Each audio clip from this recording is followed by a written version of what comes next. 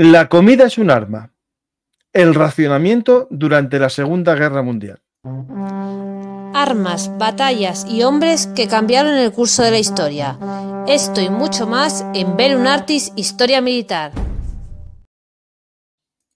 Hola a todos, bienvenidos a Bellum Artis Historia Militar. Hoy vamos a hablar de comida. Hace tiempo hicimos un programa sobre comida de campaña del ejército alemán frente al ejército estadounidense en la Segunda Guerra Mundial y hoy vamos a hablar del racionamiento, que seguro que a más de uno sus abuelos se lo contaron lo que era en España. Vamos a hablar en la Segunda Guerra Mundial, pero también hablaremos de la Guerra Civil Española y la posguerra con nuestro amigo Juanjo Ortiz. Hola Juanjo, ¿qué tal? Muy buenas, ¿qué tal? ¿Cómo estamos?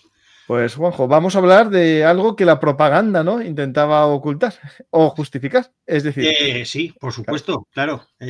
También, como bien dice el título, el hambre también es un arma de guerra y el racionamiento, pues lógicamente tiene mucho que ver con eso. Sí. A veces en la propaganda veremos que en algunos asedios era esencial, ¿no? O había que hacerlo porque no había otro medio, y en otros casos era una forma también de derivar la comida a los soldados, que eran los que necesitaban estar fuertes, ¿no? O incluso que no se gastasen materias primas en ciertos alimentos y se derivasen a la industria militar, ¿no? Las capacitaciones o la industria, ¿no? Y eso se justificaba con la propaganda. Lo digo porque tu último libro, Juanjo, trata el tema de la propaganda, ¿no? Sí, este es mi último libro, el de la propaganda nazi, y aquí, bueno, pues se habla, en cierto modo se habla también de esto, del racionamiento, aunque habla de muchísimas facetas, de todas las facetas de la propaganda dentro del Tercer Reich. Hicimos un programa sobre la propaganda nazi que invito a la gente a buscar, como siempre, Bellum Artis, propaganda nazi, y ya os saldrá. Y vamos a empezar a conocer un poco, bueno, Juanjo, el racionamiento es tan viejo como el andar, en el cajón de Grissom, ¿no? Tratas la Segunda Guerra Mundial en profundidad y el racionamiento, claro, nos suena siempre, ¿no?, a algo moderno. En la antigüedad no estaba tan organizado, se daba lo que se podía, se organizaba de cierta manera, pero el racionamiento lo asociamos siempre, yo mentalmente, a cartilla de racionamiento, ¿no? Sí, no, efectivamente, prácticamente en la Segunda Guerra Mundial, prácticamente en todos los países en conflicto, el racionamiento se estableció mediante cartilla de racionamiento. Aquí en España, sin ir más lejos, también se estableció las cartillas de racionamiento para poder alimentar a la población. O sea, es una cosa bastante habitual. Pues podemos empezar un poco a explicar, ¿no?, por países o cómo quieres estructurar. Sí, podríamos estructurarlo basándonos en los países principales. Podríamos hablar, por ejemplo, de España, lo que, como bien has dicho, también un poco relacionado con la guerra civil, más que nada porque nos toca de forma más directa y nos sirve un poco para introducir, pues un poco cómo funcionaba en Alemania, cómo funcionaba, por ejemplo, en la Unión Soviética, en Francia, en Gran Bretaña, Estados Unidos, para ver un poquito pues cómo funcionaba en distintos sitios, cómo funcionaba de forma un poco diferente, aunque básicamente en todos los casos era simplemente por reducir la ingesta de comida, principalmente para, como bien has dicho antes, para dar a las tropas. Aunque pues vamos a empezar a veces tan mal o peor que los civiles a nivel me imagino en un ejército estoy viendo lo que pasaba bastante mal hasta que llegó el spam y el spam no el de correo electrónico. Pues vamos a empezar por los ingleses, yo creo que es los británicos, ¿no? Porque con el bloqueo continental, ¿no?, es decir, intento ese bloqueo que les hicieron los alemanes con los submarinos en la Primera Guerra Mundial, pero en la Segunda lo intentaron también, puede ser el primero que sufrió un racionamiento serio. Bueno, los polacos me imagino también, claro. Sí, claro, bueno, podemos hablar de los británicos porque, bueno, los británicos al fin y al cabo yo creo que es dentro del racionamiento, aparte de España, por las historias que nos contaban nuestros abuelos, como bien decías antes, pues quizás sea la información más extendida con respecto al racionamiento durante la Segunda Guerra Mundial, pero hubo países en el que el racionamiento fue bastante mayor, como sucedió en Japón, por ejemplo, que es un caso bastante desconocido en contra de lo que es precisamente Gran Bretaña. En Gran Bretaña, bueno, date cuenta que Gran Bretaña, lo mismo que pasará con Japón, al fin y al cabo es una nación insular. Lo cual quiere decir que no solamente en una situación de guerra, sino siempre depende mucho de la ayuda exterior, puesto que bueno, pues no tiene muchas veces capacidad de producción de alimentación para toda la nación. Entonces, lógicamente, en la Primera Guerra Mundial tuvieron un serio problema con el tema de la alimentación y el racionamiento, y en la década de los años 30 pues no fue menos. O sea, también se dio este problema del racionamiento. Tanto es así que empezó prácticamente desde el mismo comienzo de la Segunda Guerra Mundial. Ya fue en noviembre del 39 cuando se empezaron a racionar los primeros productos. Y los primeros que cayeron pues fueron las mantequillas y el tocino, que curiosamente pues es un ingrediente muy habitual dentro de la cocina británica. Y hombre, no hay escasez todavía de otros productos como por ejemplo el azúcar, que es muy típico, o el té, pero ya se empezó luego más adelante a reducir este consumo por persona. Por ejemplo, leo aquí unos datos que tengo sobre lo que fue el año 1940, que son los datos que yo he podido localizar sobre lo que sería una ración semanal de una persona en Gran Bretaña, y sería 50 gramos de mantequilla, tocino, jamón, unos 100 gramos, margarina, 100 gramos, grasa de cocina o de manteca, 100 gramos, azúcar, 225 gramos, la carne, pues lo que podía ser el equivalente al precio, lo que estaban entonces, pues podía ser en torno a media libra aproximadamente. Luego, por ejemplo, la leche, que se medía en pintas también, como las cervezas, el queso, o por ejemplo un huevo fresco por semana. El té eran 50 gramos, mermelada 450 gramos, y luego pues cada 4 semanas se podía tener un paquete de huevos deshidratados o de dulce de 350 gramos. Estamos hablando de 1940, al principio todavía no había una especial escasez. Agravando conforme fue pasando el tiempo. Aquí sí que estuvo una cosa muy importante, que es tener en cuenta la alimentación de los niños. Porque de hecho, para los niños que eran menores de 6 años, una parte adicional dentro de sus raciones de leche, huevos, zumo de naranja e hígado de bacalao. Y luego también había raciones extras pues, para las mujeres que estaban embarazadas. Por supuesto, todos los que realizaban pues, trabajos pesados, pues también tenían unas raciones algo más allá, ¿no? También es verdad, ahí se puede ver, por ejemplo, cómo hay más o menos una idea de lo que se podía comer entonces. Sí que es verdad que las cartillas de racionamiento tenían una buena utilidad, pero claro, en muchos casos era bastante limitada, con lo cual, claro, mucha gente recurría al trueque. Al trueque. O al extraperlo, como decían en España. Claro, una cosa es al trueque es que yo te doy un servicio, te doy un producto que yo, por ejemplo, pues no como. Imagínate que yo qué sé, que le das leche a una persona, le das una botella de leche a costa de que te dé, por ejemplo, media docena de huevos, por poner un ejemplo. O gente que tenía, por ejemplo, huertos y lo cambiabas por otro tipo de producto o servicios. Tú le hacías un servicio a esa persona, yo sé, darle clases particulares a los niños y a cambio pues te daban huevos, leche, pan o queso, ¿no? Y luego estaba, lógicamente, lo que aquí llamábamos el extraperlo, que es el mercado negro, que claro, hubo gente bueno, que evidentemente pues se enriqueció bastante, ¿no?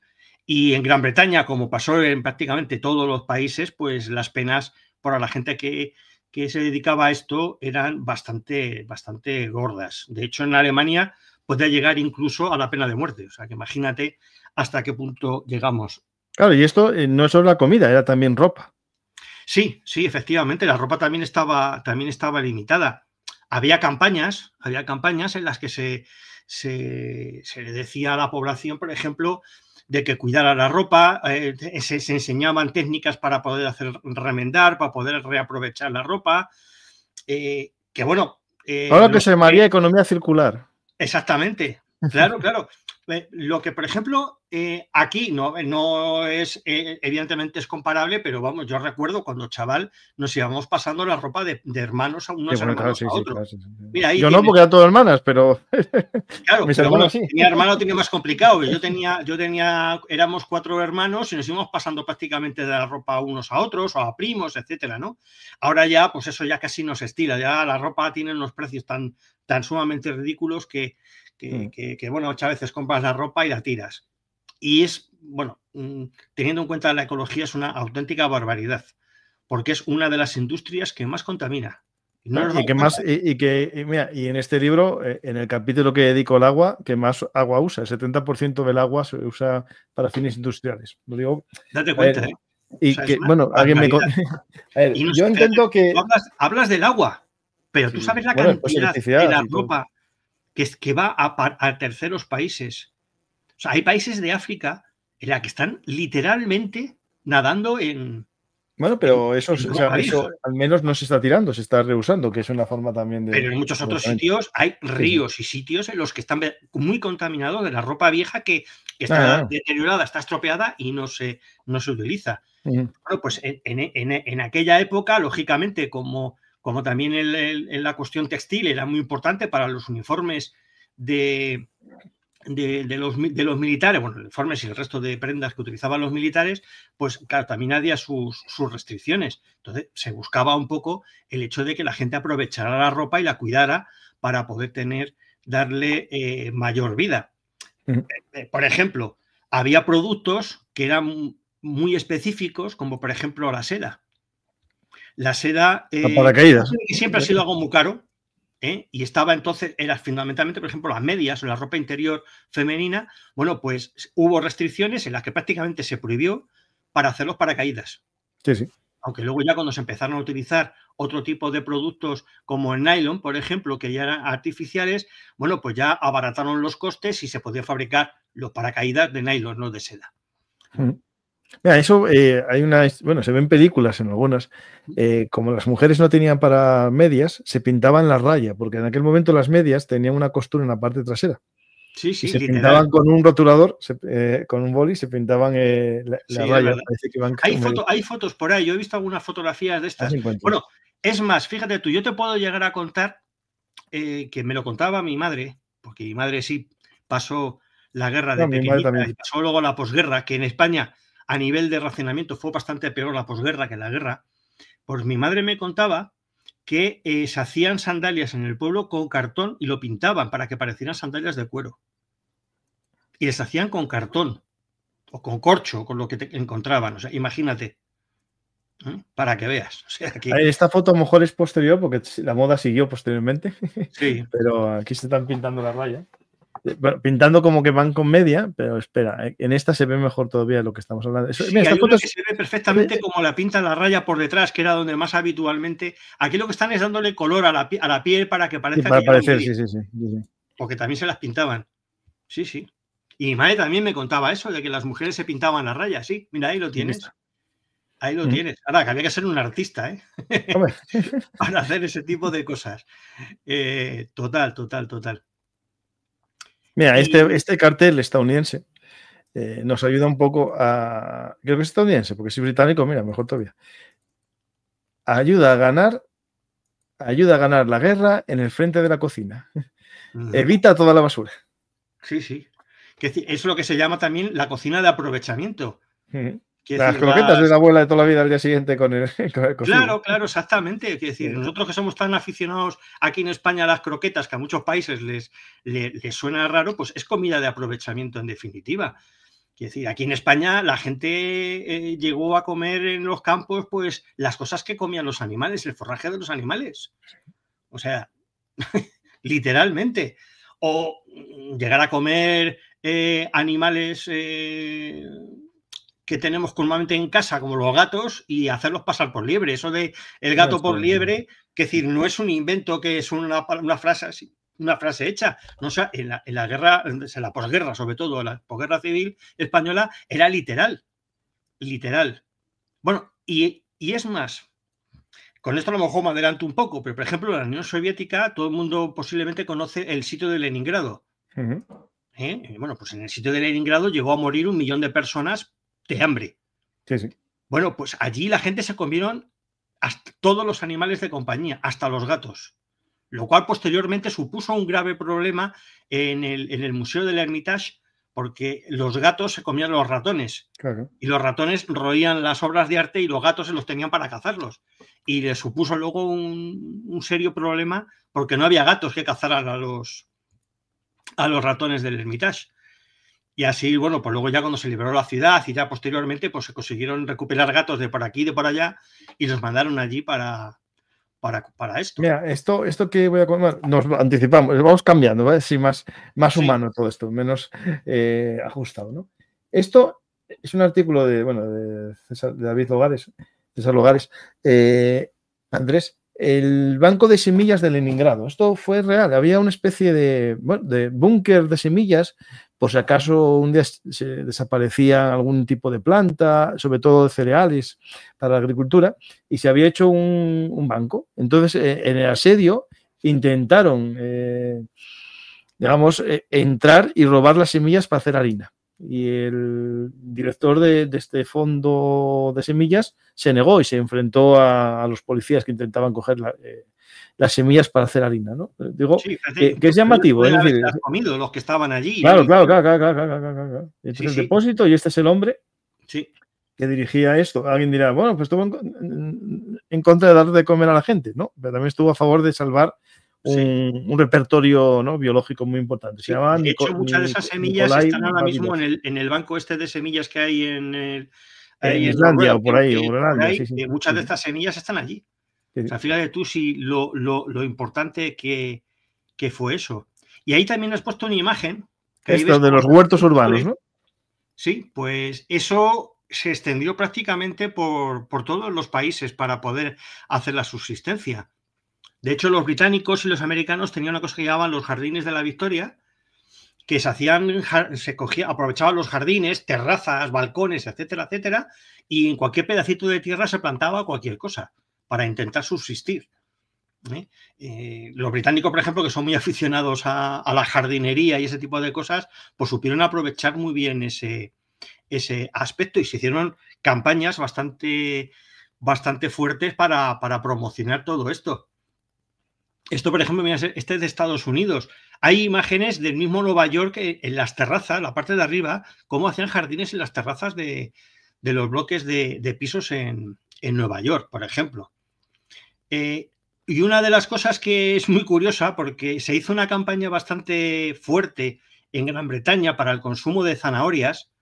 Espera, voy a buscar el del rascacielos primero. Espera, y después la zanahoria. A ver si sale la foto. A ver si sí, la tengo. Estoy. Mira, ahí la tienes. Ahí tienes una de ellas. Ahí tienes una de ellas. Y aquí tienes otras. Que estos son, bueno, estos ya no son unos rascacielos, pero bueno, son un parque, por ejemplo. Sí. Entonces, bueno, pues en el parque, en vez de simplemente estar el césped, pues se planta comida, se hacen huertos. Lo que ahora mismo las zanahorias está inventado, o sea, ya está inventado entonces. Y las zanahorias tuvieron que hacer una campaña de marketing como con las espinacas. Esto lo de Popeye el Marino y sus espinacas, había detrás una campaña de marketing para el consumo de espinacas por los niños. Sí, efectivamente. Y es muy curioso. Lo del doctor Carrot, fíjate, además es muy curioso. Si te fijas, lleva gafas, el jodido. Y eso que dicen que las zanahorias son muy buenas para la vista. Sí. Y es curioso porque en esa campaña... ¿Y estos guajes, qué es? ¿Es una zanahoria o es lo otro? Son zanahorias, son zanahorias.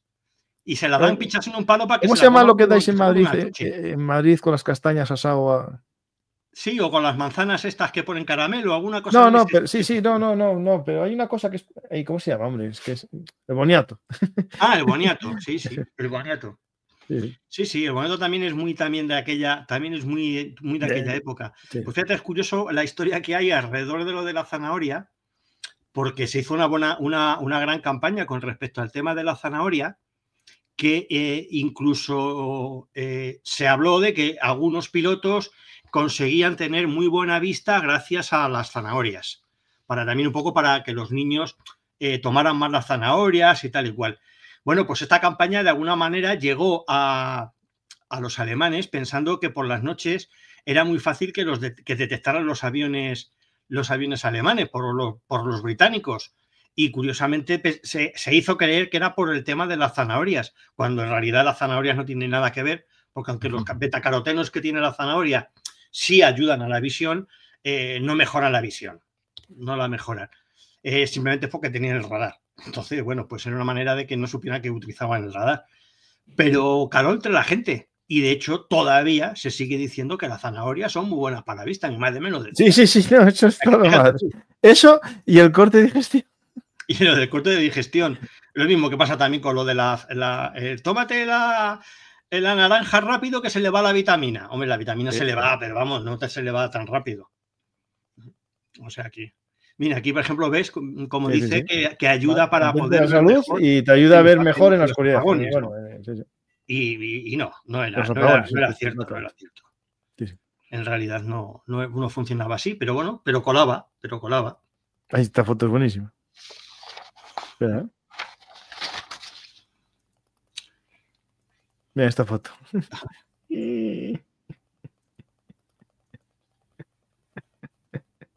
No helados, zanahorias.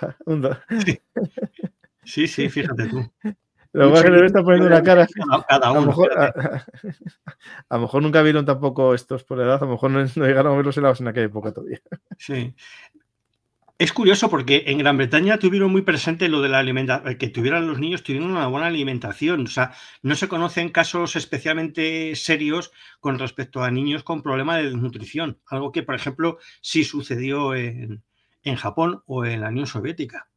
O sea, que aquí lo tuvieron bastante claro. También es verdad que la mayoría de los niños de las grandes ciudades fueron al campo y bueno, en el campo siempre la alimentación es algo mejor porque al fin y al cabo lo tienes todo mucho más a la mano, ¿no? A nivel de lo que tú autocultives, ¿no? Y la verdad es que sí que con el tema de los niños se hizo mucho hincapié. Otra cosa que también se me... Mira, espera, te voy a dejar un diseño para si alguien tiene casa de campo y por si acaso se nos avecina algo. El orden ideal de un patio de una casa convertido en huerto, ¿no? Ahí tenemos como ir poniendo por capas, ¿no? Cada uno de los alimentos. Sí. Me imagino que pues tiene que ver un poco con los periodos de plantación y cuando salen también se pueden recoger y tal. Pero bueno, claro, porque es que una de las cosas que hay que tener en cuenta es que, claro, no todo se planta a la misma vez, no todo tiene el mismo nivel de crecimiento, etcétera, ¿no? Y luego también depende del clima en cada sitio. Tú aquí puedes plantar unas cosas que a lo mejor no se pueden plantar en Galicia y a la inversa, ¿no? Sí. Entonces, bueno, pues eso también hay que tenerlo, se debe de tener en cuenta. Y luego también hay una cosa curiosa que es el tema de los restaurantes, porque a mí una vez me preguntaron, oye, ¿y qué pasaba en los restaurantes durante la Segunda Guerra Mundial? ¿Cómo se las apañaban para conseguir la comida si estaba racionada por persona? Claro. Bueno, pues es curioso porque en un principio en Gran Bretaña los restaurantes no estaban sujetos al racionamiento. Lo que sí se tenía que hacer, lógicamente, es que, por ejemplo, las comidas no podían ser más caras de 5 chelines, que era lo máximo que podían llegar a costar. Luego, por ejemplo, no podía haber menús de más de 3 platos, tampoco para el tema del abuso. Y, por ejemplo, carne y pescado no se podía servir en la misma mesa, había que hacerlo por separado. Pero bueno, en definitiva, ¿quién podía ir realmente a los restaurantes? La gente de pasta era la que podía ir. Entonces, sí que se creó una cosa que llamaban ellos restaurantes británicos. Los restaurantes británicos, ahí que por ejemplo tenemos ¿ves? Aquí tenemos un ejemplo de restaurante británico que va en este caso va en furgoneta y era para dar de comer a la gente que estaba desplazada por los bombardeos. Porque claro, mucha gente que estaba desplazada por los bombardeos pues tenía problemas para poder encontrar comida. Primero podía haber pedido incluso sus cartillas de racionamiento. Porque mira, hay una cosa que lo hicieron los británicos, que no lo hicieron en otro país, en ningún otro país, es que tú cuando te daban tu cartilla de racionamiento, tenías que elegir una tienda o un carnicero, un pescadero, lo que fuera, al que ibas a comprarle. O sea, no puedes comprar en cualquier sitio. Salvo que por ejemplo, por el bombardeo, estuviera destruido o lo que fuera, y entonces se tuviera que cambiar a otro sitio. Entonces, claro, si tú te tienes que desplazar a otra ciudad, ya me contarás, ¿no? Y aquí tienes, por ejemplo, lo que es un menú, lo que era un menú que costaba 8 chelines, el precio del chelines, perdón, peniques. 8 peniques, que era lo que costaba. El precio máximo de esos restaurantes era de 9 peniques. El precio estaba justito, estaba ahí. Estableció el régimen, el gobierno británico, ¿sabes? Y bueno, pues había algunos que tenían incluso cogieron bastante fama, porque sabían muy bien aprovechar el coste de esos 9 peniques y realmente tenían un éxito bastante importante, ¿eh? O sea, que llegaron a tener, bueno, pues la fama como si hubiera sido una estrella Michelin de los de ahora, de cómo se llegaba a hacer. Y bueno, luego hay libros de recetas que se crearon entonces y de hecho se siguen todavía editando y hay gente que tiene incluso webs dedicadas al tema en la que explican recetas de aprovechamiento de la comida del racionamiento que existía entonces. Y algunas de estas comidas, pues incluso han pasado el tiempo y se siguen. En Inglaterra habéis otra comida de esto. No pasaron a la historia por sus libros de cocina. Hombre, a ver, la cocina británica nunca ha sido especialmente sabrosa, pero bueno, el poder saber aprovechar Mira, por ejemplo, te insiste en el libro para ahorrar energía y el valor de la comida. Claro. Claro, es que todo tiene mucha importancia. Quiero decir, hay que poder mandar comida a las tropas. La energía es muy importante para que lo puedan tener las tropas. Tanto es así que, por ejemplo, el combustible, estamos hablando por ejemplo, de la gasolina, prácticamente en todos los países estuvo racionada prácticamente desde el principio. Para evitar precisamente, pues eso, un uso indiscriminado del combustible tan importante para la guerra. Incluso los alemanes tuvieron tantos serios problemas con el combustible que tuvieron que empezar a trabajar en hacer combustibles sintéticos, partiendo del carbón y de otros productos, que era bastante caro. Y fíjate cómo aquí dice el cartel, la comida es un arma, no la malgastes. O sea, porque claro, lógicamente es importante para que le llegue a los soldados. Compra tener un mayor consumo de calorías, claro, puesto que tenían que seguir luchando. Y el racionamiento... compra sabiamente, cocina con cuidado y cómete todo. Claro, efectivamente. Si te das cuenta, nuestras madres han seguido haciendo ese mismo tipo de cosas. O sea, ellas mi madre tendría ahora 90. Mi madre sí que lo hacía, porque mi madre vivió la guerra civil. Yo soy el hijo pequeño de una familia bastante grande y mi madre tendría ahora 90 años, más o menos, 91, 92, claro. Tendría. Y siempre, claro, ya vivió esto. Y lo de la comida en mi casa se rehusaba, o sea, no se tiraba nada. Y termínate el plato, nunca dejes comida y tal y cual. Y se come lo que hay en el plato. Claro, porque ellos no entendían porque para ellos dejar comida en el plato significaba que a lo mejor mañana no podías comer. Porque a lo mejor era el último día que podías comer. Entonces aprovecha y cómete todo lo que puedas. Porque a lo mejor mañana no hay para comer. Mi padre siempre decía que en las lentejas había gusanos antiguamente, porque no se filtraba mucho. Y que él jamás los vio. Y su hermana solo veía gusanos en los platos. O sea, que, moraleja, mi padre los comía. Sí, claro. Era proteína. En definitiva era proteína. Si hemos dicho antes que la gente se comía las palomas o se comía los gatos, pues imagínate tú. O sea, que un gusano, al fin y al cabo... Claro, mi padre no tenía problema ninguno. Sí. Pues tenemos el Reino Unido, Estados Unidos también lo hizo. De hecho, Estados Unidos hizo una conversión rápida, ¿no?, de su industria y llegó a prohibir fabricar coches turismos. Sí. Lo recondujo todo a lo militar y a partir del 44 ya empezó a vender de nuevo coches y tal. Pero hizo eso, pero también en la comida hizo todo este giro, ¿no? Sí, bueno, mira, respecto a la cuestión de los automóviles, por ejemplo, una de las cosas, aparte de que evidentemente la mayoría de las fábricas dejaron de fabricar vehículos particulares para fabricar tanques, jeeps, etcétera, etcétera, etcétera. Por ejemplo, uno de los elementos que los estadounidenses, a pesar de que tenían menos problemas que otros países, ellos restringieron el combustible. Lo máximo que daban era hasta 4 galones, no exactamente el equivalente en litros, pero daban 4 galones de gasolina por semana a cada familia, mediante un sistema de ración que se llamaba ración A, que lo se llamaba. Luego había otra ración que se llamaba ración T, que era para los camiones que realizaban transporte de productos necesarios para las factorías de guerra, incluso para llevar la comida a la gente. En este caso, pues te podía tener más capacidad de combustible. O la gente que trabajaba en las industrias se les animaba a que compartieran los vehículos para desplazarse. Bueno, con lo cual se reducía el gasto. Esto que tienes justo al lado tuyo, sí, es en la fábrica de Boeing, sí, para evitar los bombardeos japoneses, porque había miedo que llegasen a California, construyeron una ciudad encima de las fábricas para engañar a los bombarderos. Sí, literal, con casas, árboles, sí, calles y todo, sí. Y además las pasarelas por las que se podía pasar para que pareciera...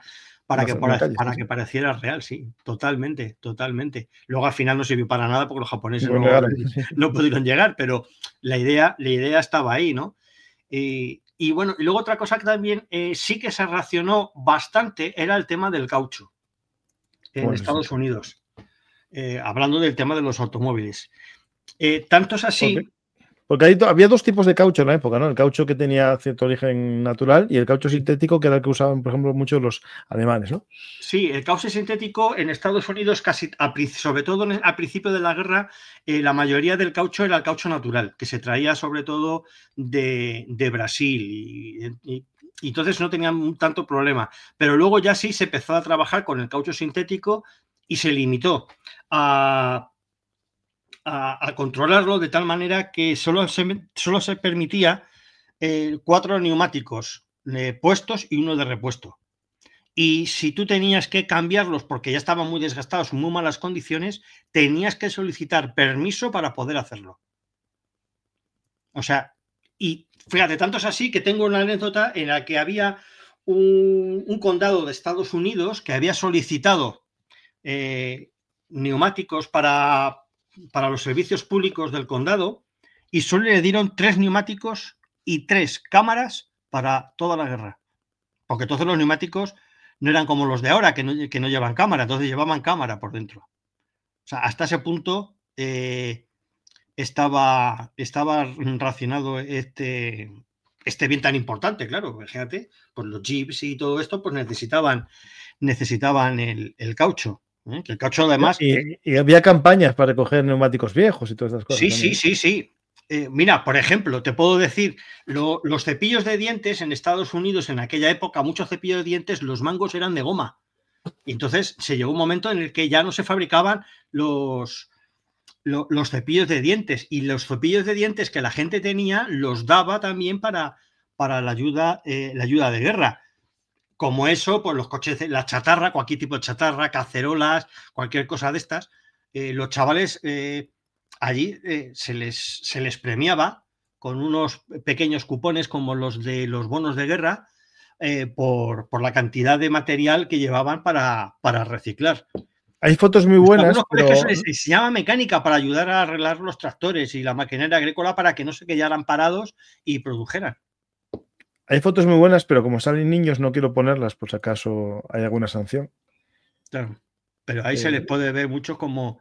Sí. Mira, ahí por ejemplo, una pila de neumáticos de estos recolectados.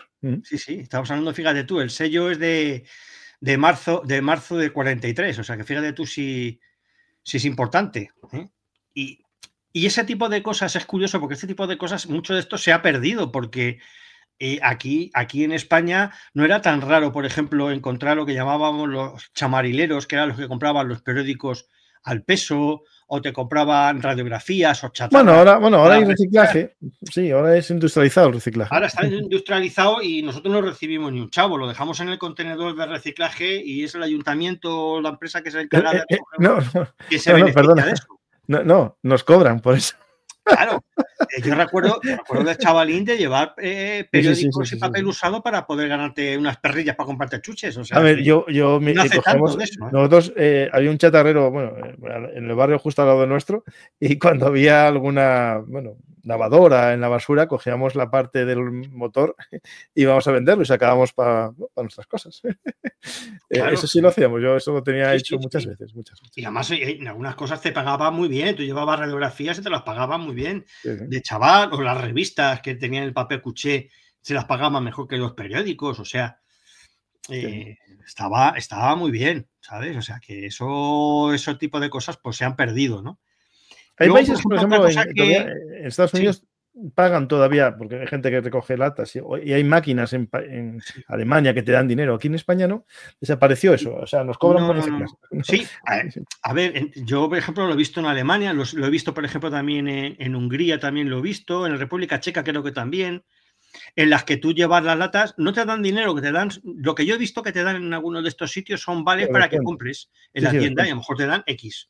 Pero es que aquí eso se ha perdido, porque tú antes ibas a comprar a la bodega, pues yo qué sé, a comprar un litro de cerveza y si devolvías la botella te descontaban un tanto de la siguiente botella que ibas a comprar, ¿no? Ahora ya no, ahora ya va directamente al contenedor de vidrio. O sea que, mira, ahí se ve perfectamente cómo usan el caucho para las lanchas. Estas son las de salvamento, yo entiendo, de los barcos, de los aviones, perdona, de los aviones. Sí, tan importantes en muchos de estos casos.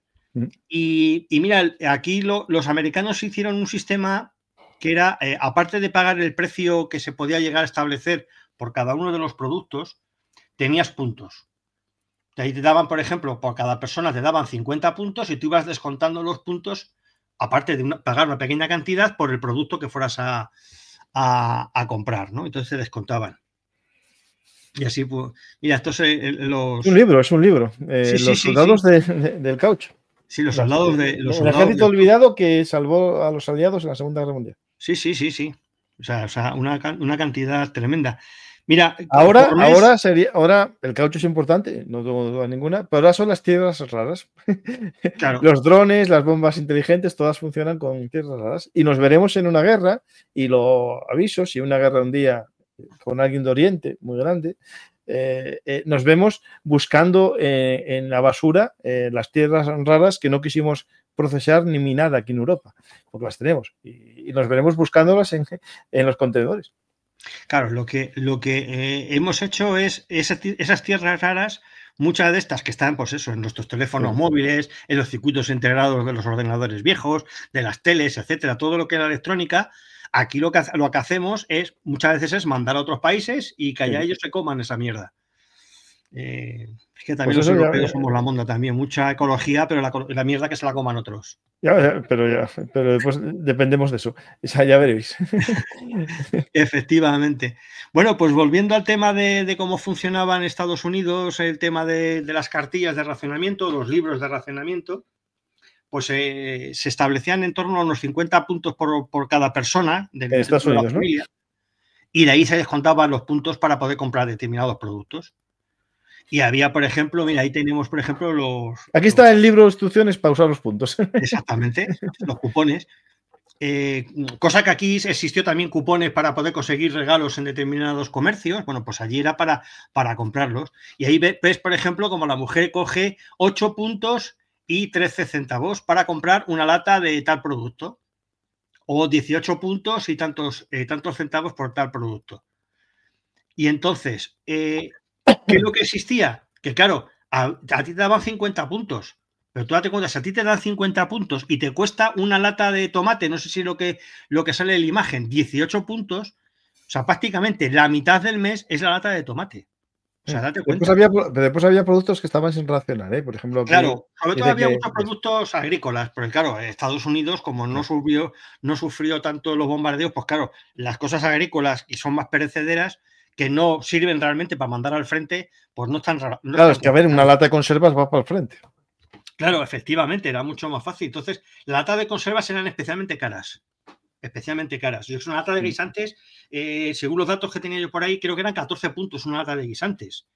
O una lata de piña eran 20 puntos. O sea, una barbaridad. Entonces, bueno, pues. No, está aquí 18, una de estas de melocotones. Sí, claro, claro. Pues ahí te puedes dar cuenta de lo que era eso. Estos melocotones son guisantes, tomates, ¿no? Que no sé si se ve si son. Creo que son tomates lo que se ve allí, pero no, vamos, no se ve muy bien la imagen. Aquí arriba pone peach, que esto es melocotones. Sí, claro. Pero esta de aquí puede ser cualquier cosa. Sí, la bajé, pero que fácilmente podía ser perfectamente tomate, ¿eh? O sea, salsa de tomate, 18 puntos. Más los 13 peniques, aparte de todo esto. Los británicos, en vez de utilizar el sistema de puntos que tú ibas cortando y los ibas dando, que así fue como empezó al principio, al final se dieron cuenta que era un coñazo y al final lo hicieron tachando simplemente el tendero tirado, tachando los cupones en la cartilla. O sea, pero vamos, el sistema era muy parecido el británico al estadounidense. Y luego, pues, ¿qué más sobre el tema del racionamiento en Estados Unidos? Bueno, ¿esto qué es otro sistema? ¿O este es el de los ingleses? No, sí, era porque el sistema fue cambiando con el tiempo, ¿eh? El sistema fue cambiando. Entonces, bueno, pero había, por ejemplo, cartillas o cupones para carne, otros eran para, por ejemplo, para pescado, para pan, etcétera. Este es de carne, claro, meat. Claro, entonces había distintos. Aquí tenemos, por ejemplo, un sistema de racionamiento de categoría A, que era el típico de la familiar, que tenía porque iban por distintas categorías, ¿no? Que es como te decía antes, por el tema del combustible. Porque existía entonces por el combustible.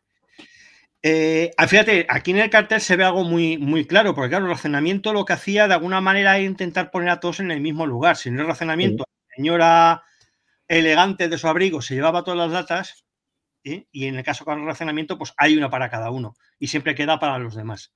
Y siempre pone el mismo tipo de perfil de la acaparadora. Claro. Sí, no, pero señora mayor. Perfil, pero tristemente era bastante fiel muchas veces al tema de la realidad. Sí. Mira, luego, por ejemplo, en Estados Unidos se creó una oficina para administrar los precios. La oficina se llamaba OPA, la Oficina de Administración de Precios. Lo que intentaban era evitar la inflación, quiere decir, se limitaban los precios de los productos con unos costes máximos, tanto en precio como en cupones, para que no existiera abusos en algunos sitios. Y ahí el niño está recogiendo dinero para el tema de la victoria. Bueno, pues esta oficina lo que hizo fue controlar las cartillas y controlar, como te digo bien, los precios. Y entonces, por ejemplo, se estableció en el caso de la carne, sobre todo la carne de vacuno, era establecer un tope. Había X estampillas más, por ejemplo, 60 centavos por cada libra de carne. Vamos a poner el caso. Y lo que hizo también es que como la carne de ternera y tal y cual costaba mucho más engordar una vaca o un ternero, etcétera, para poder producir carne, hicieron una campaña para promocionar que se criaran más cerdos.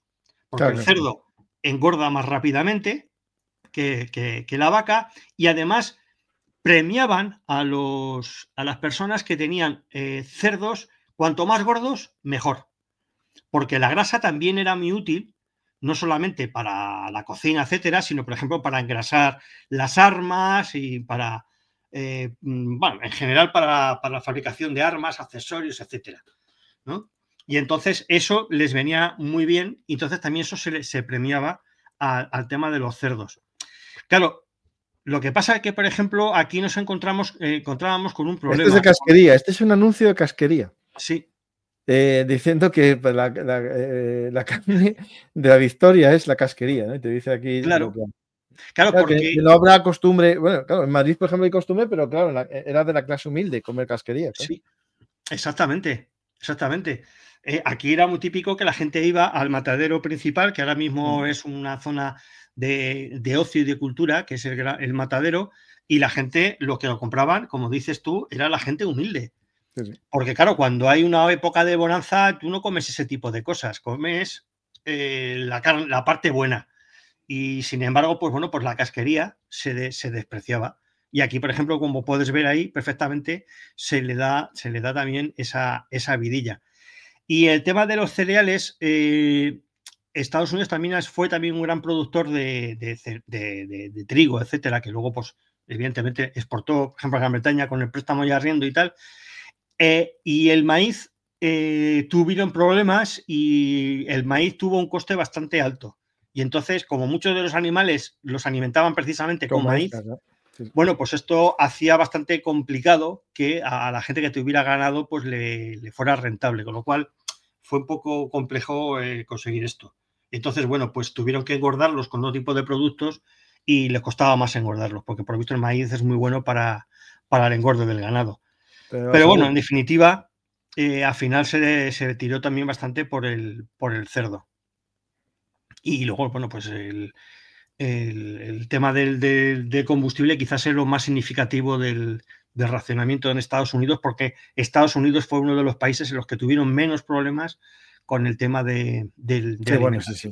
Yo creo que era más bien, bueno, un poco, pero tampoco problemático de hambruna, ¿no? No, era más bien porque se derivaban ciertos productos como la conserva a lo militar, ¿no? Sí, claro. De hecho, claro. Sí. Y luego también, a ver, como decía antes, el tema de lo del préstamo y arriendo, sirvió comida a Gran Bretaña una barbaridad, y a la Unión Soviética, por ejemplo, también mandó bastantes alimentos. Con lo cual, bueno, yo creo que el alimento que más se generalizó es el spam. Sí. Lo llevaron a los soviéticos, a los británicos, a todos. Es una especie de... Sí, los soviéticos tenían un producto que es exactamente, bueno, no es exactamente el spam. Ellos le llamaban tuzhonka. Le llaman tuzhonka, los soviéticos. Tenía aquí apuntado. No, pero el spam se lo mandaron los americanos a los soviéticos. Sí, pero que también dentro de ese tipo de alimentación, ese tipo de carne enlatada le llamaban allí tuzhonka, que de hecho todavía se sigue consumiendo y hay recetas que explican cómo se utiliza. Y el spam creo que es en Filipinas o en algún país por ahí de la parte asiática, siguen siendo muy aficionados a la carne del spam. Este tipo de carne se sigue vendiendo, o sea, no es tan raro. Que yo no lo había visto nunca frito. Esto. Sí. Lo comí yo en Rusia, me parece. Sí. Sí. O en la República Checa. Sí, es como una especie de jamón york, pero no es jamón. Sí, es carne, como chope, con grasa y con una serie de cosas. Y es todo, bueno, pues eso. No, es la carne fea, por decir. Ahora mismo es la parte fea de la carne, pues todo picado metido ahí. O sea, yo creo que es el chope, que no lo llamas en España. Sí, es algo parecido. Yo creo que quizás sea lo más parecido al chope de lata, que no es el mismo el chope de lata, sí. Quizás sea el más parecido. Sí, yo creo que es un chope de esto, ¿eh? Mira sí, la foto, básicamente yo creo que es lo mismo, ¿eh? Sí. Básicamente es lo mismo. De hecho, el nombre del correo basura. No, mira, pone chopet, mira, claro, míralo. Claro. En España nos quedamos con el chopet, que es como, bueno, el producto, y spam es la marca, claro. Vaya, es el chopet, claro. Pura basura. Sí. Claro, a ver, de hecho, cuando hablamos del spam del correo tiene relación con esto, claro. O sea, viene de aquí, de que ya, por ejemplo, los soldados estadounidenses acabaron del spam hasta el alma. Y entonces, bueno, pues para ellos era ya de lo peor. Entonces, bueno, pues ahí viene también un poco el tema del correo basura. Pero es un tipo de alimentación pues muy socorrida, que aporta calorías, aporta cantidad de nutrientes que, bueno, que de alguna manera no venía bien, claro. Pero vamos, los soldados americanos fueron de los que menos problemas tuvieron con el tema de la alimentación. Porque de hecho, fíjate, tenían hasta en el Pacífico, tenían hasta barcos que se dedicaban a fabricar helados y la Coca-Cola les seguía a todos lados, o sea que imagínate. No, los americanos, algo que estuviesen asediados en alguna isla, no pasaron problemas de hambre. No, para nada.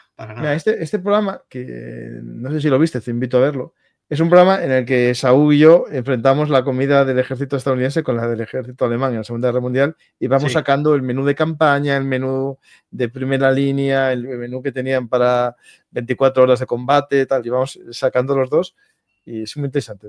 Os lo invito. No lo sacamos físicamente, vamos poniendo fotos. Sí, pero vamos, los que lo pasaron peor los alemanes que los americanos. Eso desde luego. Lo pasaron peor. Sino que se lo digan a los que estuvieron en Stalingrado. Claro. Por ejemplo, en Stalingrado muchos de ellos perdieron cerca del 40% de su masa corporal, los que sobrevivieron.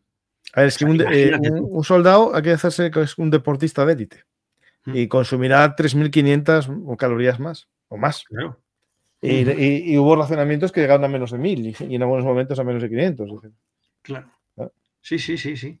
Bueno, los soldados que lo pasaron realmente mal a nivel de alimentación fueron los japoneses. Los japoneses los dejaban abandonados ahí con un cacho de arroz. Los dejaban abandonados. Ya está. Bueno, creo recordar, puedo estar equivocado, pero no sé, cerca de 1 millón de soldados japoneses caídos durante la Segunda Guerra Mundial lo hicieron a consecuencia del hambre o enfermedades relacionadas con el hambre. O sea, pues sí. Y quizás no me equivoque mucho, porque ellos iban a veces simplemente con una ración de arroz y es lo que llevaban. O sea, es alucinante. Cuando los americanos pues tenían unas raciones en las que, bueno, que estarían más malas o menos, tal, pero sus aportes de calorías y de vitaminas, etcétera, estaba bastante suplida. También es verdad que en el caso de las raciones de los americanos había muchos alimentos que sabían mal a posta para que no te los comieras salvo que fuera necesario. Sí, la del último momento, esa que necesitas. Claro. Sí. Pero mira, tenemos la imagen, la imagen típica que se ve en imágenes de la época, incluso en películas, como los soldados americanos llevan las chocolatinas y se las dan a los niños. O sea, no pasaba. Pues que la chocolatina, es que la chocolatina te aporta mucho azúcar, que es bueno para momentos de cansancio, ¿no? Es decir, claro, y después los cafés y tal. Es decir, los japoneses llevaban estos saquitos, mira, aquí tenemos uno, que va con un arroz y poco más. Es que no es, claro, no tenían un sistema logístico tan. Mira, aquí está, mira. Aquí se ve. Esta es digamos, la de combate, la que llevarían en el momento justo de un combate. Sí, ¿no? Es realmente la cantidad es harina de arroz. Sí. Y ya está. Es que es prácticamente en Japón la comida prácticamente estaba todo basado en el arroz, o sea, y poco más. Mira, en Japón, antes de la guerra, que de hecho, Japón en cuanto entró a la guerra ya puso un racionamiento, además un racionamiento muy estricto. En Japón, a ver, lo tenía por aquí, porque te lo puedo decir, porque tengo aquí una pequeña chuleta, a ver si la encuentro, de Japón, en la que, mira, existía un control muy exhaustivo, porque la agricultura en Japón estaba muy subdesarrollada con respecto al resto del mundo. Que había mucho en Manchuria, que es la actual Corea. Japón, casi todo era manual, o sea que, y como estaba todo basado mucho en el arroz, pues más manual aún, porque a nivel con máquinas era bastante complicada. Luego las granjas eran muy pequeñitas, con lo cual también la producción de las granjas era relativamente pequeña, no había grandes latifundios como por ejemplo podía haber en otros sitios. Y en Japón los alimentos básicos estaban estrictamente controlados por el Estado y el ejército tenía prioridad por encima de la población. Tenía prioridad por encima de la población. Y entonces se crearon unas asociaciones vecinales que se llamaban, creo que era a ver, lo miro aquí, que es un nombre, Torarigumi, que eran asociaciones vecinales que, bueno, también eran políticas, se hacía mucha propaganda, etcétera, porque, claro, estaba muy controlada la propaganda también en Japón. Y entonces aquí lo que se hacía era que eran los encargados de distribuir los alimentos a las gentes de esa zona. Y ahí se puede ver, por ejemplo, estos son miembros del Tomarigumi. uno de esos centros, ¿no? Entonces se repartía, eran los encargados de repartir la comida. O sea, a ti no te daban unos cupones si tú ibas a un sitio y comprabas, no. Allí la comida te la daban ellos. Entonces te daban en función de lo que había y en las condiciones en las que el gobierno en ese momento se hiciera. Y entonces, claro, la cantidad de comida que la gente realmente recibía pues era muy pequeña, muy pequeña. O sea, estamos hablando de que en algunos casos a lo mejor llegaban incluso a 50% de lo que podía recibir un ciudadano alemán, un ciudadano británico. O sea, era poquísimo. Y claro, en Japón una de las cosas que floreció mucho fue precisamente el mercado negro, porque era la única manera de poder conseguir alimento en condiciones, porque lo que daba el Estado era muy poco. Y se dieron graves problemas de malnutrición, por ejemplo, a los niños. Porque en Estados Unidos, en Japón, antes de que estallara la guerra, era muy típico que en los colegios se diera un almuerzo a los niños. Independientemente, como aquí en la posguerra, aquí se hizo la posguerra eso. Y que luego a la posguerra se volvía a retomar gracias a la ayuda de los americanos. Sí, una leche especial que... Sí. Claro, pues el alimento que se daba normalmente allí, pues se les daba, por ejemplo, pues unas bolas de arroz, algo de pescado a la plancha y algunas verduras, generalmente encurtidas y tal y cual, para conservarlas y tal, pero se les daba una alimentación a los niños. En cuanto estalló la guerra, los niños dejaron de recibir esa alimentación. He mirado por ahí que en el caso de Japón, el gobierno japonés creo que estableció que en torno al 40% de los niños, y te está hablando ya a final de la guerra, ya la posguerra, no llegaron a comer, cerca del 40% de los niños no comían nada en todo el día. Y algunos, y cerca de otro 40%, como mucho, comían una vez al día.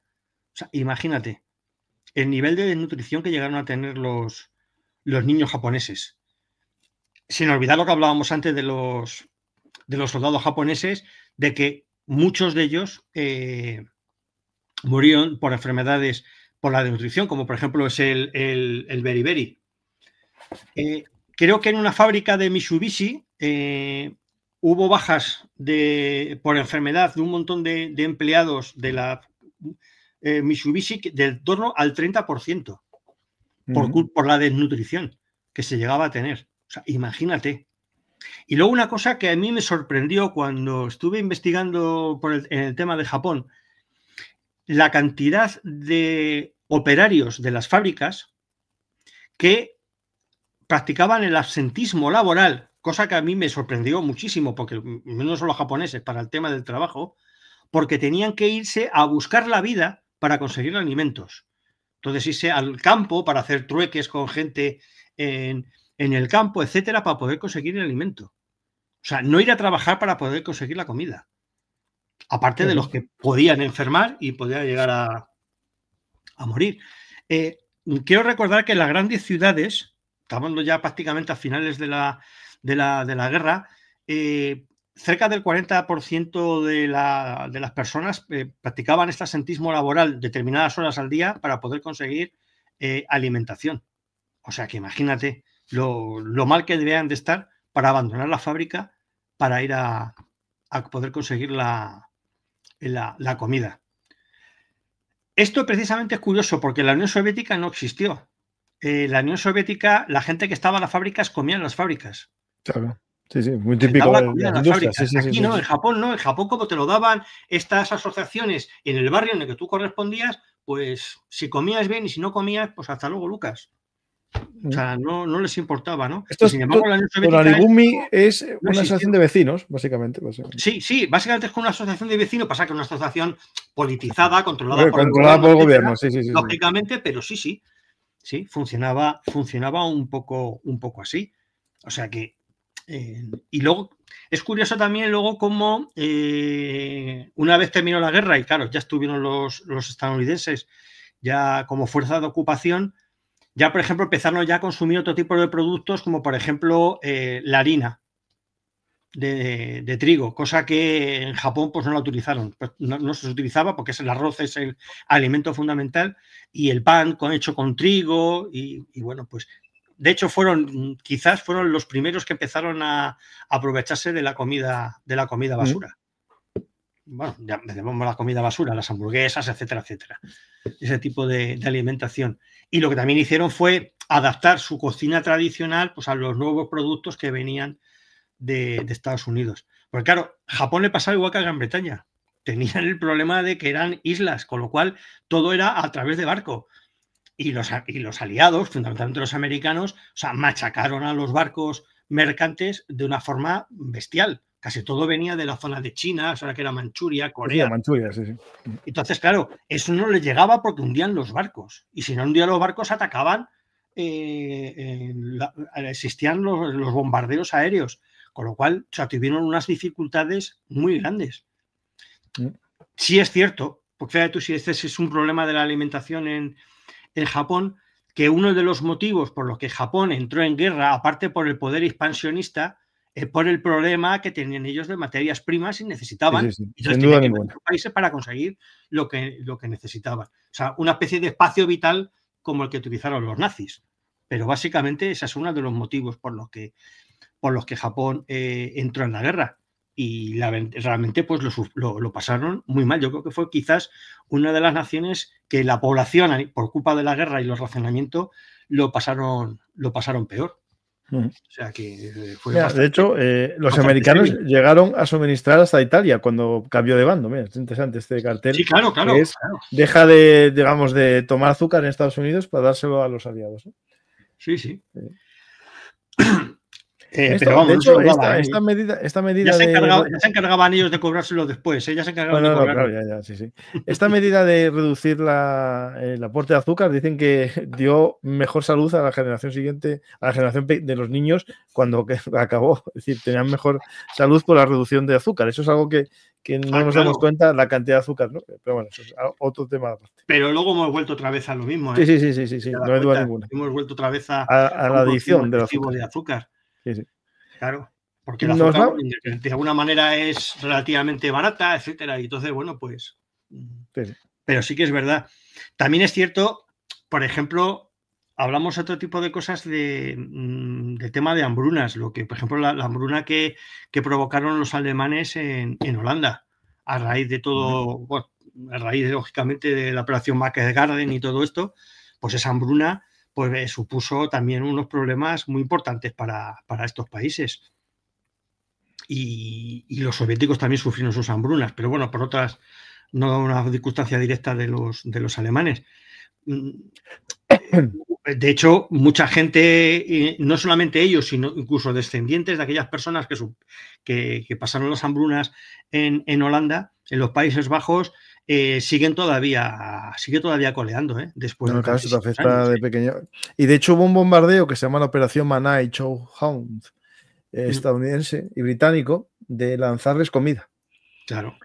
Sí, porque les quitaron totalmente la alimentación, o sea, hasta ese punto. Está en el canal, en el blog, en el antiguo blog de Belun Artis, cuando yo era bloguero, y aquí está el lanzamiento de la comida. Sí. Algo parecido a lo que también, por ejemplo, se estuvo haciendo en el puente aéreo que hicieron sobre Berlín cuando, igual. Cuando los soviéticos lo cerraron. No llegaron a los extremos de Holanda, pero es así. Por supuesto, no nos olvidemos de la alimentación que podían tener, por ejemplo, en los campos de concentración, que la alimentación era pues poco más que agua con 4 nabos. O sea, las calorías eran entre nada y menos. Pero bueno, eso no tiene nada que ver con el racionamiento real. Es una cosa distinta. Que hablando de Alemania, también lo hizo el racionamiento y hay muchas cartas de racionamiento que por problemas de estas de censuras de la plataforma tengo que buscar alguna que no se vea demasiado grande el símbolo. Bueno, ahí voy, yo me arriesgo ya. Es parecido, al final este va por kilos, ¿no? Mira, sí, hay distintos. Bueno, de hecho es curioso porque en Alemania existía cartilla de racionamiento incluso para las mascotas. ¿Eh? También tenía su cartilla de racionamiento. Cosa que, por ejemplo, en Gran Bretaña lo que se hizo fue, para evitar el gasto de las mascotas, mucha gente lo que hizo fue sacrificar a sus mascotas para no gastar más de lo que se necesitaba. lo que se le conoció como... No, pero es que el cabo austríaco era bastante animalista, ¿eh? Sí, sí. No, O sea, las vidas humanas no tanto. y sin embargo era inhumano, por otro lado. Sí, pero bueno, completamente. son estas cosas que tiene. Y Gran Bretaña, perdón, Alemania desde el principio. O sea, incluso desde antes de entrar en guerra ya empezaron a establecer racionamiento, porque ya evidentemente tenían la idea de que la guerra iba a ser antes o después. Incluso antes de que empezara el conflicto ya empezó a generarse el racionamiento. Y claro, en Alemania también fue estricto el control, y el control de precios, bueno, de hecho no pasó más allá de los precios del principio de la guerra hasta el final, no subieron más allá, dentro del precio, digamos, establecido por el Estado, no subió más allá de un 10%. Bueno, otra cosa es en el mercado negro, que en el mercado negro tú podías pagar por las cosas pues, lo que la persona pudiera llegar a pedir. Y fueron muy estrictos con el tema de los precios. Y estrictos también mucho con el tema del extraperlo, o sea, del mercado negro. Aquí sí incluso se llegó a ajusticiar a personas que se enriquecieron con el mercado negro. Muchos también se libraron, incluso gente de las altas esferas nazis ganaron mucho dinero con el tema este. Mira, por ejemplo, hay una anécdota muy curiosa en la que por ejemplo, se establecía un precio, por ejemplo, por los cerdos, bien por el kilo de cerdo o por lo que fuera. Y entonces hay una anécdota que estaba un criador de cerdos que, claro, a él le establecían un precio por el cerdo. El cerdo, tal cerdo valía tanto. Y como a él no le parecía suficiente, o bien el coste que le ponía el gobierno era muy por debajo de lo que realmente valía, entonces, como él no podía cobrar más, porque entonces entraba dentro de este mercado negro, una de las cosas que hacía era, vale, yo te vendo el cerdo, pero me tienes que comprar un perro. Y el precio del perro, lo que hacía era compensar lo que le faltaba del cerdo. De tal manera que tú comprabas el cerdo al precio que establecía el gobierno, comprabas el perro, que no tenía en ese momento un precio establecido, aunque luego la carne de perro incluso se incluyó como comida apta para el consumo humano, posteriormente ya casi al final de la guerra. Bueno, pues lo que hacía era, vale, te llevas el cerdo, te vendo mi perro y te vas. Entre ellos habían llegado al acuerdo de tal manera que... el perro se escapaba y volvía a casa. A cierta distancia, el perro ahí se me ha escapado y el perro volvía. Sí. Y volvía a repetir la operación con otro. Esto es igual que el que te vende las entradas de un musical, de un concierto, y te dice 200 euros, entrada más boli. Sí, sí, claro. El boli es lo que va de 200, te regalo la entrada. Exactamente, pues así, tal cual, exactamente. Pues ese mismo truco se hacía así. Y que era una manera de saltar un poquito pues ese tipo de restricciones, lógicamente.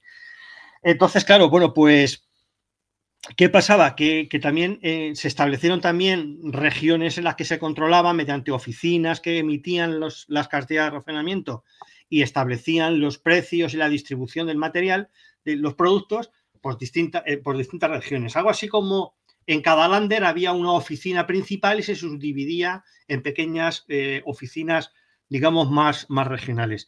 De tal manera que llegaron a haber hasta, lo tengo por aquí, a ver si lo encuentro, 60.000 oficinas que daban cartillas y controlaban la distribución de los alimentos.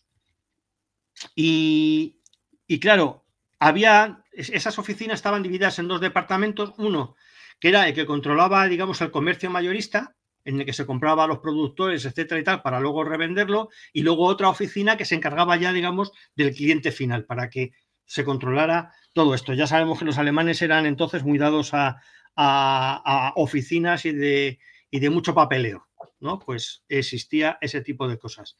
Que de hecho, además, quiere decir, la oficina que se encargaba del comercio final controlaba la gente, tenían un censo, digamos así, que controlaba cuánta gente vivía en la zona que le correspondía, cuántos eran de familia, y si había, por ejemplo, niños, pues podían tener raciones extra de leche, por ejemplo, o de huevos, o mujeres embarazadas, o si, por ejemplo, había enfermos con determinadas enfermedades, para que controlaran ese racionamiento que existía allí, ¿no? Y en Alemania, como pasaba prácticamente en el resto de los países, los que trabajaban en empresas, o sea, o en factorías que eran de importancia militar y sobre todo de trabajo muy fuerte, pues tenían una alimentación mayor, que podía llegar incluso al doble de lo que tenía el resto de la gente. La gente que trabajaba en factorías en las que existía especial peligrosidad, por ejemplo, las acerías, o donde se fabricaba el aluminio para la aviación, etcétera, ahí tenían una ración extra de leche. Y normalmente solían tomar leche desnatada. La leche entera generalmente iba para los niños y las embarazadas. Entonces, bueno, pues es así como funcionaban un poco. Pero vamos, en Alemania fueron bastante generosos a nivel de raciones, de racionamiento, porque claro, ¿qué es lo que sucedía en Alemania? Aparte de que pudieran bombardear, que decir, sobre todo al principio, ellos fueron tomando territorios y se quedaban. Claro, los productos de otros. No, y aparte, al no depender tanto digamos, del exterior marítimo y tenía su propia agricultura, bueno, eso va subsistiendo. Claro. A nivel, por ejemplo, de carne y ganado, ese tipo de cosas tuvieron menos problemas que otros países, puesto que la cuestión ganadera era bastante importante en Alemania. Pero luego, por ejemplo, cuando llegaron, empezaron ya a invadir hacia el este, pues tomaron grandes extensiones de lugares en los que se producía cereal. Entonces eso también se lo quita, yo que sé, a los rumanos, por ejemplo, y te lo comes tú. Y el romano, que si se muere de hambre, que se muera de hambre, a mí me da igual. Pero ellos tuvieron menos problemas, o sea que tuvieron unas raciones un poco más grandes. A ver si tengo por aquí el dato, porque lo tenía apuntado en un papel por aquí y, joder, no lo encuentro. A ver si lo veo por aquí. Por ejemplo, mira, al principio podían tener casi 2,5 kilos de pan por persona a la semana. Lo cual es una cantidad bastante significativa de pan, por ejemplo. Aquí, a ver, yo en mi casa debemos comer un cuarto, un medio diario. Claro. Hombre, también es verdad que en medio. El pan es uno de los alimentos más habituales en tiempos de hambre, pero bueno. No, comes pan con pan, claro, y con agua. Pero quieras que no, casi 2,5 kilos de pan, ostras, es una cantidad. Pero pan con leche ya está, ya comiste. Sí que es verdad que luego se fue reduciendo, según fue pasando el tiempo, pues se reducía. Pero, por ejemplo, en la carne, por ejemplo, al mes se podían tener hasta 2,5 kilos de carne al mes. O sea, que también es decir, estamos hablando de una cantidad bastante importante. Que, evidentemente, como ya te digo, se fue reduciendo paulatinamente y cada vez, evidentemente, era más complicado. Llegaba a veces que incluso, bueno, pues ya el pan que se podía llegar a tener al mes eran cantidades bastante más ridículas, entre otras cosas porque se enviaba muchísima de esa alimentación, se enviaba al frente. Y luego, por ejemplo, el sistema de cartillas que utilizaban en Alemania, que también utilizaron cartillas, en este caso no era por sistema de puntos, sino era un vale por X peso del producto, lo que fuera, o, por ejemplo, pues un vale por un huevo. Vamos a poner el caso. Un vale por una barra, un pan de tanto peso.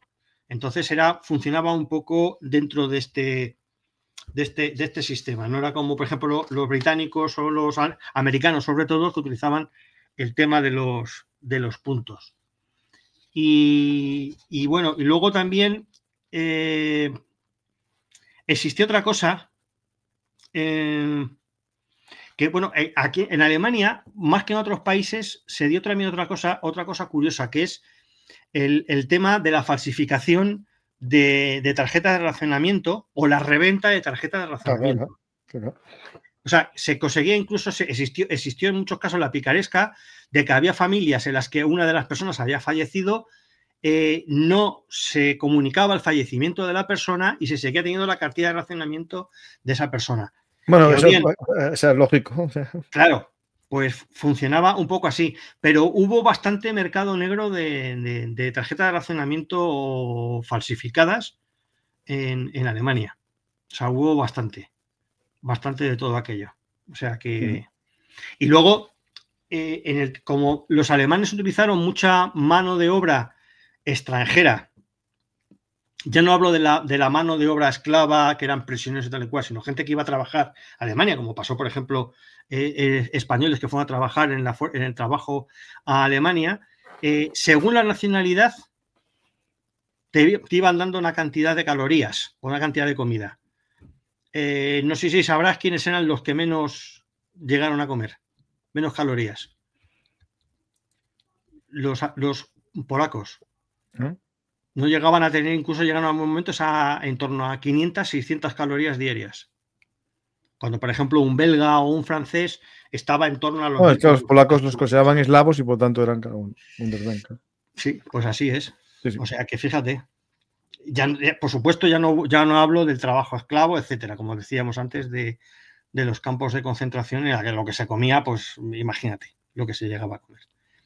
Y luego ya, claro, como te decía antes, hacia el final de la guerra, te digo, incluso muchos animales, como podían ser perros, gatos, palomas, etcétera, se ponía como eran alimentos perfectamente autorizados para poder comerciar con ellos y comerse. O sea que, cosa que en otros países, pues bueno, no se llegó ni siquiera a plantear, pero bueno, cuando llega ya un momento en el que ya no hay donde rascar, pues eso es lo que se permite comer.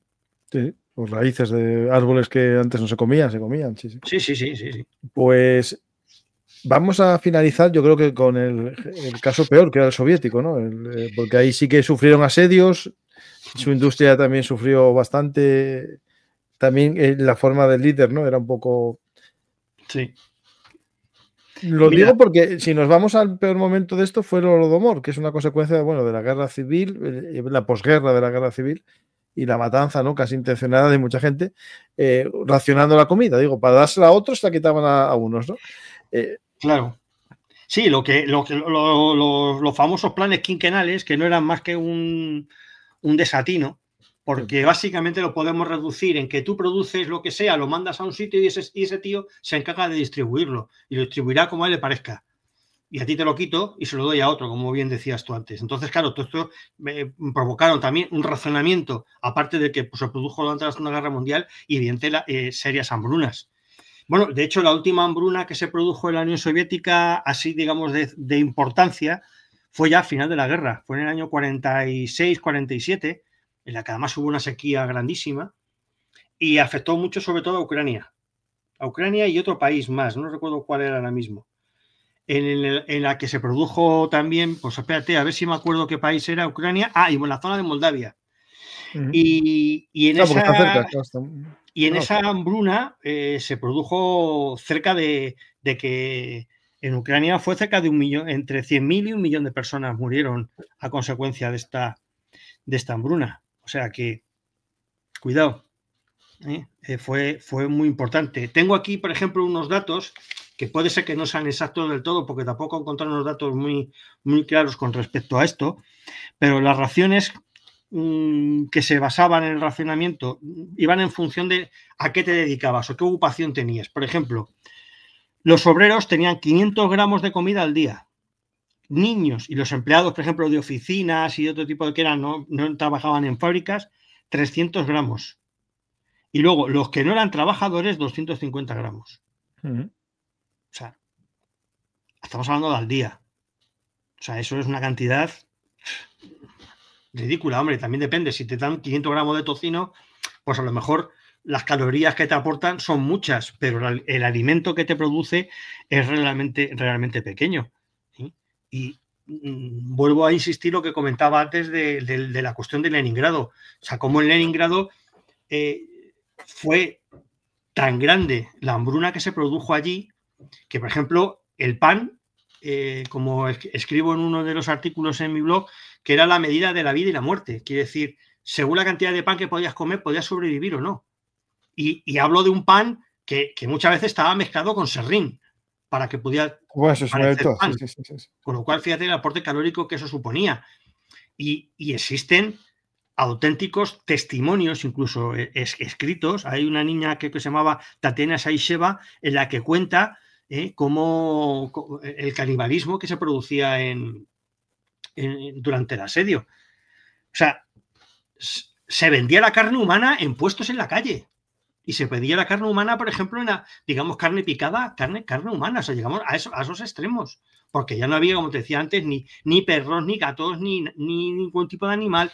La gente se moría un caballo por la calle y enseguida lo hacían trozos para poder comer, porque no había de estos. Incluso había uno de los familiares de la familia que moría y el resto de la familia se lo tenía que comer, porque es que si no, acababan muriendo. O sea, estamos hablando de que en torno a 1,5 millones de personas murieron de hambre y frío en el asedio de cerca de 900 días en Leningrado. Y Rusia no ha sido la única vez, o la Unión Soviética, en la que se ha producido ese tipo de problemas. Esas hambrunas que decías antes, se comerciaba con carne humana. O sea, era increíble. O sea, que tú no podías, un trabajador no podía tener más de 250 gramos de comida, ¿sabes? O 125 gramos para el resto de los civiles. O sea, es que eso es nada. O sea, eso no te mantiene de ninguna de las maneras. O sea, es increíble. O sea, es increíble el nivel. Pero sí que es verdad que bueno, pues el sistema de alimentos, pues la gente que trabajaba en las fábricas, como decía antes, la alimentación la recibían en las fábricas y tal, pero claro, el sistema como estaba establecido en la Unión Soviética, la distribución era realmente mala. Y claro, también es cierto otra situación. Claro, los soviéticos establecieron, cuando los alemanes invadieron la Unión Soviética, la técnica de tierra quemada, que es decir, les dejabas todo. Pero claro, ese problema es que cuando tú lo recuperas, te lo encuentras. Claro, te lo encuentras tú.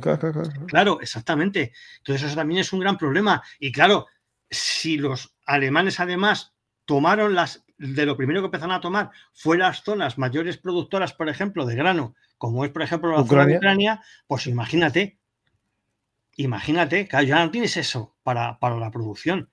Por eso también antes comentaba que el préstamo y arriendo que hicieron los estadounidenses con la Unión Soviética, pues ahí les dieron también, en cierto modo, también les dio un respiro, que fue cuando hablábamos antes de lo del spam. Pues justo ahí también les dio ese respiro un poco con ese tipo de alimentos.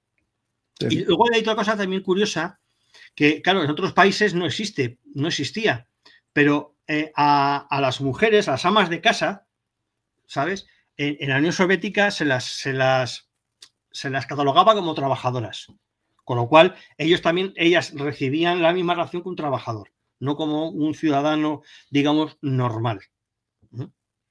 Y hay una tradición que todavía en Rusia, por lo menos por lo que yo sé, se sigue manteniendo, es que con respecto al tema del pan, ya que el pan fue tan importante, y sobre todo en la zona de Leningrado, que la gente no tiene ni una sola miga de pan. Es decir, el pan se acaba y se sigue todavía, digamos, teniendo como un alimento de una importancia tremenda.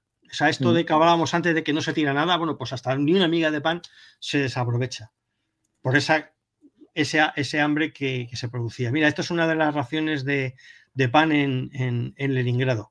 Si eso se le puede llamar pan por la pinta que tiene, parece el carbón que dan a los niños cuando se portan mal en Navidades, pues eso parece. Que básicamente ahí tiene serrín y de todo. O sea, imagina, pues fíjate lo que comentabas antes de las semillas. Imagínate si esas semillas se hubieran utilizado, yo que sé, para hacer pan o lo que fuera. Claro, tampoco creo que hubiera tantas semillas. No, daría para nada. Pero bueno, precisamente esas semillas luego también muchas de ellas sirvieron para la reconstrucción posterior. Claro. Claro, o sea, que también hay que tener un poco en cuenta esa situación. O sea, que en Rusia también lo pasaron mal, aparte de que, claro, los alemanes pues se quedaban con todo lo que podían, y luego lo que decía antes del tema de la tierra. Y luego también pasó otra cosa, que también muchos silos de grano, sobre todo al principio del conflicto, se destruyeron por culpa de los bombardeos alemanes. Que había silos de granos que estaban guardados y se destruyeron por los bombardeos, que también eso, pues también, ostras, tienes unas reservas ahí y te las destruyen, pues imagínate. O sea que, fíjate tú la dependencia que tenemos a veces de algo tan simple como la agricultura. Y No, es que no, el agua no se valora hasta que no sale por el grifo, es lo mismo. Efectivamente. Tal Pues, cual, así. Juanjo, más o menos dimos una visión y la gente puede saber más. ¿De esto tenéis artículo en el cajón de Grison? Tengo algunos artículos que hablan, pues eso, del asedio de Leningrado, de la importancia de la alimentación en el asedio de Leningrado. Sí, tengo algunas cosillas. Tengo también un artículo hablando sobre el tema de recetas para la victoria, que creo que se llama el artículo. Luego también que hablo de los jardines estos de la victoria. Tengo varios artículos que hablo un poco de este tema. Así un poco, no en un tema específico sobre el racionamiento en sí mismo, pero sí, hay algunas cosillas hablando sobre... Pues hay que invitar a la gente a que vea el cajón de Grison y que lea tus libros, ¿no? Sí, claro, por supuesto. Aquí tenemos... Los tienes ahí atrás, el de propaganda nazi y... Exactamente, o sea, que es el último. Que bueno, estoy muy contento porque bueno, está teniendo una muy buena acogida y la verdad es que es un libro súper completo. Además está ilustrado con fotografías que de alguna manera pues muestran un poco cómo es de lo que hablo en el libro. Por ejemplo, esto es Germania. Germania. O sea, o las esculturas de Arno Becker que estaban colocadas a la entrada de la Cancillería. O sea, muchas cosas que yo creo que es un libro bastante interesante, la verdad. Sí. Está mal que lo diga yo, pero creo que es un libro muy interesante y que tristemente pues, está demasiado de actualidad muchas de las cosas que se pueden leer en la parte de propaganda te digo yo que seguro 100%. Pues muchas gracias, Juanjo. Como estamos en diferido, que nos dejen las preguntas en los comentarios y Juanjo estará por ahí mirando para contestarlas. Sí, ha sido... Y gracias a ti y gracias al que lo está viendo, que puede ser el seguidor 100.000, el que lo está viendo. Justo ya estamos hoy. Ojalá sea así. Pues nada, ha sido un placer y nada, yo estaré un poco pendiente de los comentarios que vayan la gente haciendo al vídeo y les iré contestando según pueda. Sí, mira, y el que quiera poner estos relacionamientos, me llegaron unos parches que pedí para el día que voy a No Solo Militaria. Bueno, para el que lo quiera comprar, pues que lo compre.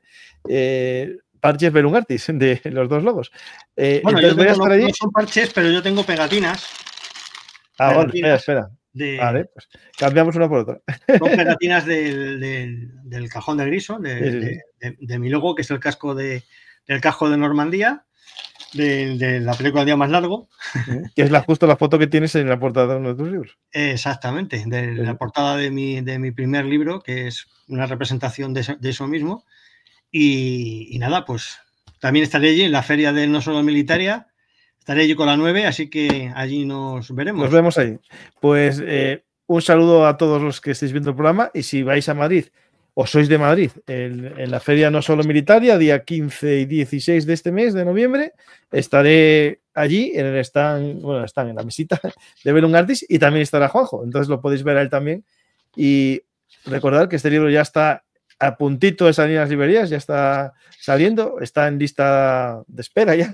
El que lo quiera comprar lo puede comprar ya en todas las librerías, se lo darán el día 19, pero el que lo quiera ya, en mi página web, franciscogarciacampa.com, me lo podéis pedir y os llega firmado y dedicado.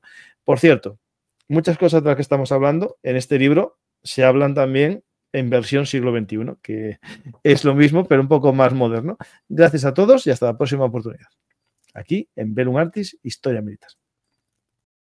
Hola amigos de la Historia Militar. Si os ha gustado este contenido, por favor, apoyadnos en iVoox, YouTube o Patreon. Recordad que Bellum Artis es vuestro canal de historia militar y trabajamos para daros los mejores contenidos. Muchas gracias a todos y hasta la próxima historia hablada. Y no os olvidéis de dar a me gusta y compartir.